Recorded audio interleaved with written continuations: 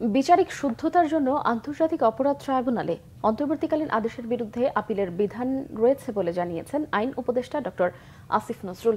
সকালে আন্তর্জাতিক অপরাধ ট্রাইব্যুনালে পরিদর্শন শেষে আন্তর্জাতিক অপরাধ ট্রাইব্যুনাল সংশোধনী অধ্যাদেশ 2024-এর অনুমোদন বিষয়ে জানতে চাইলে সাংবাদিকদের এই কথা জানান তিনি। আইন উপদেষ্টা বলেন, বিচারের শুদ্ধতার জন্য রাজনৈতিক দলের বিচারের ইস্যু আনা উচিত নয়।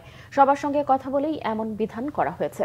এর আগে বুধবার সচিবালয়ে উপদেষ্টা পরিষদের বৈঠকে আন্তর্জাতিক অপরাধ ট্রাইব্যুনাল সংশোধন আইন 2024-এর খসড়ার অনুমোদন দেওয়া হয়। বৈঠকে সংগঠন বা রাজনৈতিক দলের বিরুদ্ধে শাস্তিমূলক ব্যবস্থা নেওয়ার সুপারিশের বিধান রাখার প্রস্তাবটিও বাদ দেওয়া হয়।